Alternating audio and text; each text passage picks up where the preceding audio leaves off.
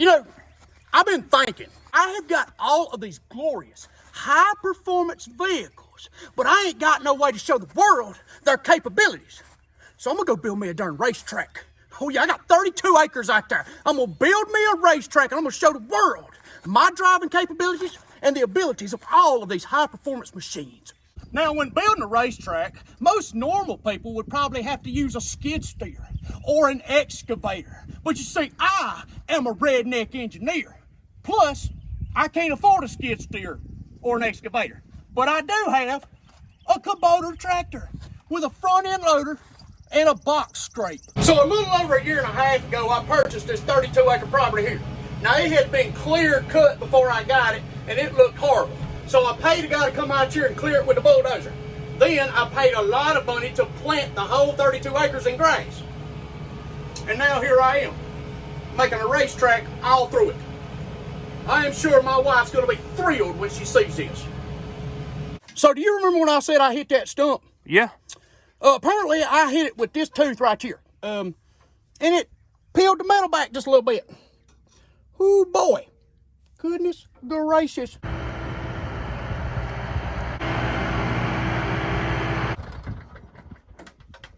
What was you waving at me for? You do realize you got a tree stump right here 3 inches off your track, don't you? Of course I knew. You know, knowing that this big old stump is 3 inches off the track gives you more incentive to stay on the track. So you won't hit it and die. You know what? I'd hate for any rookies to get out here and hit this stump and get hurt. Because, you know, everybody ain't a pro like me, so let's remove it. It is time to remove this humongous stump. With what, a bottle of protein?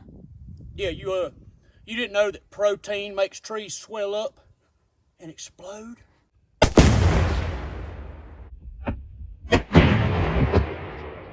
Okay, so the explosives didn't take the stump completely out, but it did blow some chunks out of that something good. All right, so as y'all can see, we have laid down the track. And now it's time for me to lay it down in the old canned ham Turbo RR.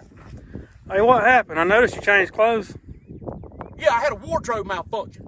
I stepped out the tractor and ripped the crotch out my nut cutters. All right, so enough about my undercarriage. I'm about to get behind the saddle of this little pony and show y'all some tricks. We're gonna take this curve. Whoa! There we go, I got her. She's a slipping in the slide zone. Goodness, sucker races.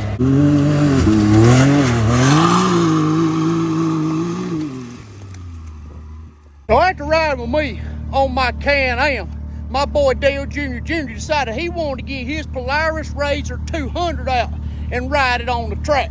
That's right, that is the brand new Polaris RZR 200. Fuel injected, got independent suspension. It's basically built just like one of them Polaris RZR 1000. It's just miniature.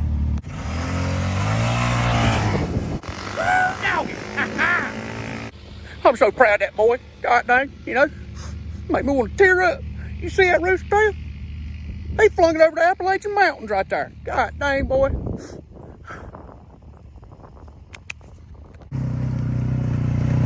There he goes. There he goes.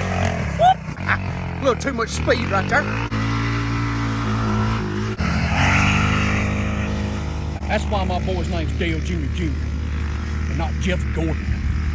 And why do you look like you're going to hang out with Ben Franklin and George Washington?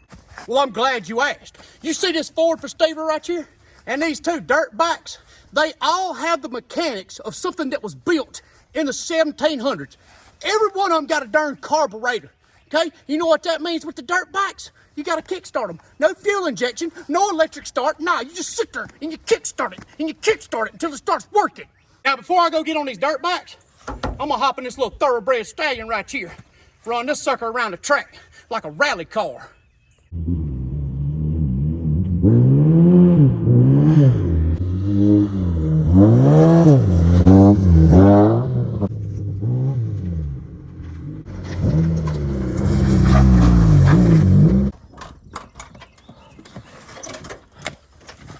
What happened to you coming down that hill? You look like you about lost control.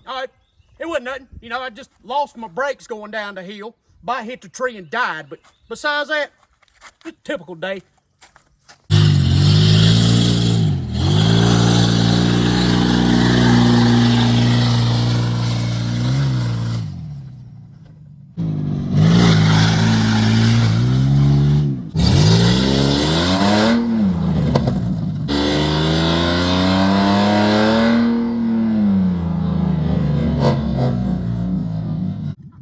Did you see that hang time? It takes a real pro to take a full-size truck like that and hop it like a bunny rabbit on a jump. Can't nobody else do that. Everybody has seen that I am an absolute world-class driver when it comes to anything with 4 tires. Now I'm about to show you that I'm a bad mamma jamma on 2. Now, I know you probably asked yourself, well, why did you wait till last to ride the dirt bikes? Because I honestly am more likely to die on these dirt bikes than anything else. All right, now let's go ride, if I can get it started.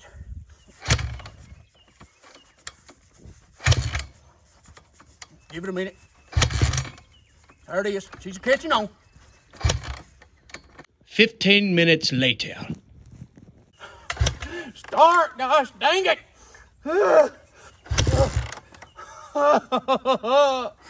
I can't feel my leg. Lord, please just let it crank.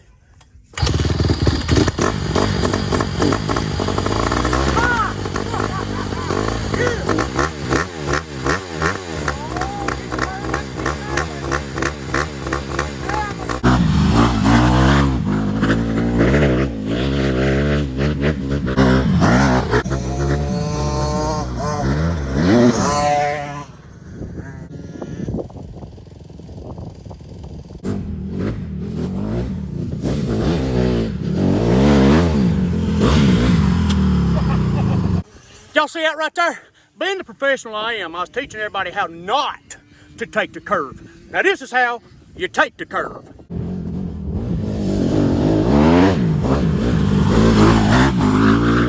You know, I was out here showing everybody how it's done, and my boy had to come out here and try to show me up.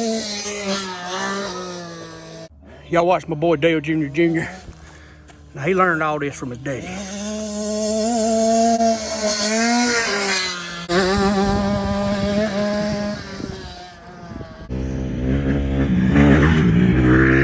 Now I'm gonna ride my son's YZ65, show y'all how to handle a 2-stroke. Listen to that 2-stroke. You know what they say? You ride a 2-stroke, she'll let you poke.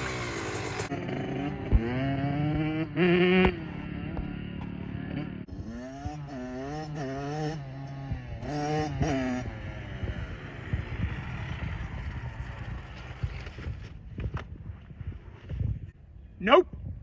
What's the matter? You scared? Scared? This thing is a weed eater on steroids. No, you see, really, I just don't want to be doing backflips and tricks on my son's brand new dirt bike and break it.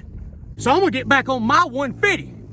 I think I have proved to the world that I am a top-notch professional on anything that I ride. God bless y'all. I love you.